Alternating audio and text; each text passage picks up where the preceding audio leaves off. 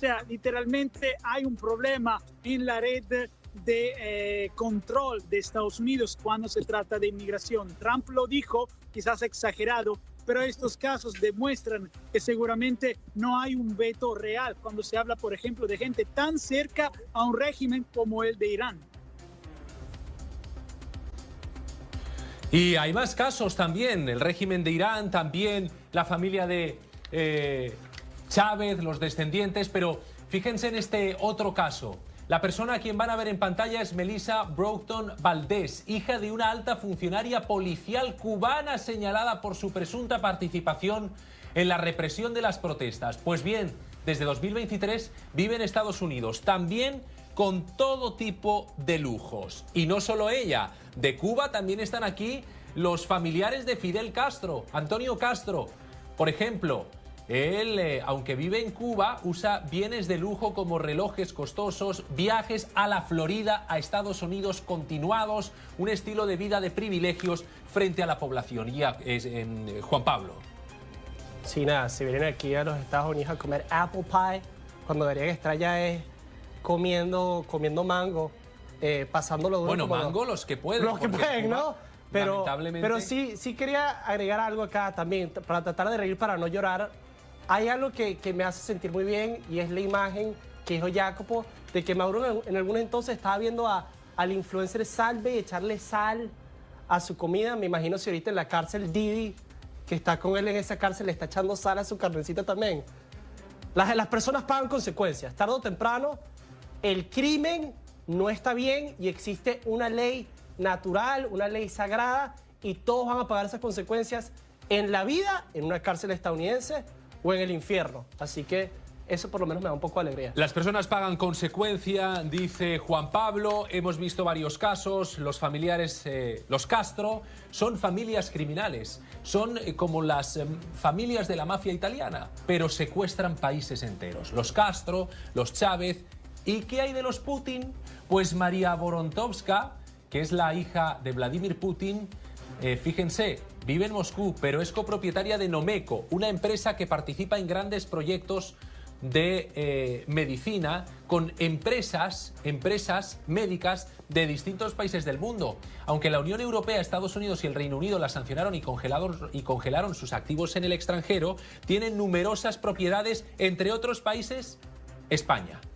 Y también hay que hablarles de Katerina Zignova, que vive en Moscú, pero es copresidenta del órgano gubernamental del Consejo de Coordinación y de Sustitución de Importaciones. Ha sido objeto de sanciones internacionales, también descendiente de Vladimir Putin, pero se la ve cada verano disfrutando de vacaciones en las costas más soleadas y más caras también de Europa. Marbella, por ejemplo, Puerto Banús y otros puertos y costas italianas. Jacopo, ¿crees que estas personas que son hijos de deberían tener restringido el acceso, por ejemplo, a territorio de la Unión Europea, que es un país, es un territorio, es un grupo de naciones que prácticamente está en guerra indirecta o en guerra fría con Rusia, con el padre de ellas?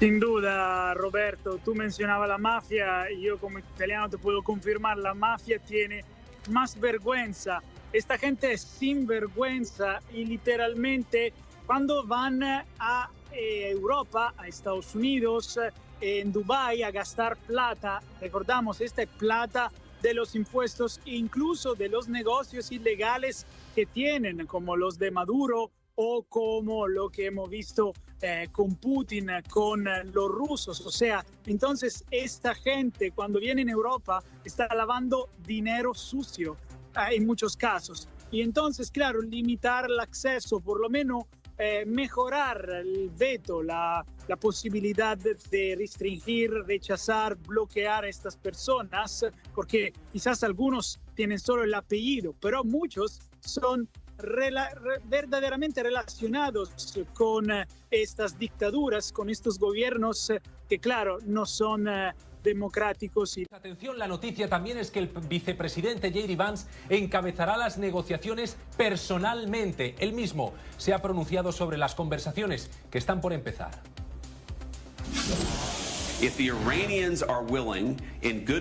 Si los iraníes están dispuestos de buena fe a trabajar con nosotros, creo que podemos llegar a un acuerdo. Si van a mentir, si van a hacer trampas, si van a intentar impedir que se lleve a cabo incluso la frágil tregua que hemos establecido, entonces no estarán contentos, porque lo que el presidente también ha demostrado es que todavía tenemos una clara ventaja militar, diplomática y quizás lo más importante, una extraordinaria influencia económica. Bueno, pues revisemos en qué consiste la propuesta presentada por Pakistán a la administración para facilitar las conversaciones con el régimen iraní. En primer lugar, piden a Washington extender por 2 semanas el ultimátum que vencía la noche de ayer martes. En segundo lugar, los ayatolás pedían también que, en fin, bueno, pues les pide a Estados Unidos que reabran el estrecho de Hormuz, que lo reabran, que puedan pasar los barcos. Y en este periodo, en tercer lugar, el acuerdo implicaría detener las operaciones militares conjuntas de Estados Unidos e Israel. Pero hay más puntos, como por ejemplo la retirada de las fuerzas de combate de Estados Unidos de todas las bases regionales, también el levantamiento de sanciones primarias impuestas a Irán o la eliminación de las sanciones secundarias finales. Y otros puntos que también queremos poner sobre la mesa sería, número 8, la liberación de activos iraníes congelados en el exterior, el pago de una indemnización completa a Irán y la garantía de que no haya nuevos ataques contra el territorio iraní. Jacopo, ¿qué dicen de este plan en la Casa Blanca, donde tú te encuentras? De estos 10 puntos. Bueno, Roberto, Trump dijo que todo esto que se ha discutido hasta ahora es realmente solo el comienzo. Y una cosa absolutamente categórica para el presidente es la cuestión del uranio, que obviamente él no quiere dejar en mano el requisito a Irán para evitar que pueda lograr una bomba nuclear. Sí, de todos los temas, Roberto, realmente la cuestión nuclear es la cuestión que más importa al presidente. La Leavitt, la vocera, dijo que Irán ha abierto a la posibilidad de entregar su material radioactivo nuclear. Pero si uno mira a la propuesta de paz iraní, no se habla de esto. Entonces es importante lo que va a pasar en Islamabad con J.D. Vance porque tienen que encontrar un punto en común. Y recordamos que antes del comienzo de la guerra, las negociaciones habían fracasado, sobre todo por la cuestión nuclear.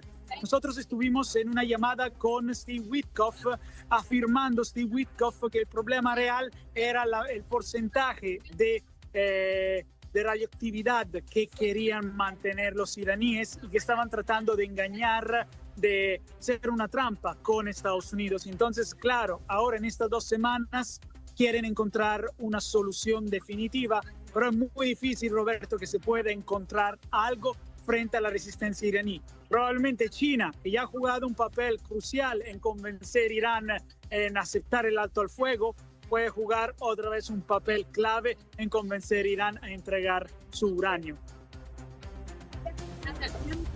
Mucha atención, 3:24 de la tarde, hora del este de Estados Unidos. Jacopo, desde el lugar en el que tú te encuentras, acaban de emitir un mensaje contundente. Las cuentas oficiales de la Casa Blanca en X, en Instagram, han publicado ahora mismo esta fotografía del presidente Trump con un mensaje claro. Atención, que no cunda el pánico.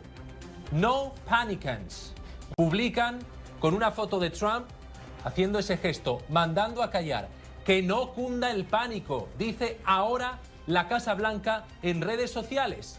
¿A quién va dirigido este mensaje, Jacopo? ¿A qué se refieren?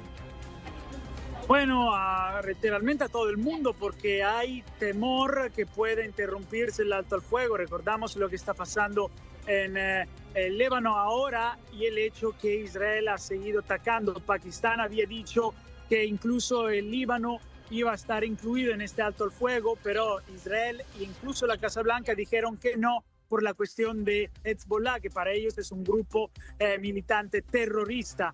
Entonces, frente a este temor, que porque Irán ya dijo vamos a interrumpir el alto al fuego si no dejan de atacar al Líbano. Entonces, frente a esto, este mensaje claro, las negociaciones siguen adelante, el alto al fuego queda vigente. Entonces, es una manera para calmar las tensiones, porque todos tienen miedo que el alto fuego pueda ya perderse, cancelarse cuando ni han pasado 24 horas. De hecho, J.D. Vance lo dijo, es frágil este alto al fuego y ahora súper frágil.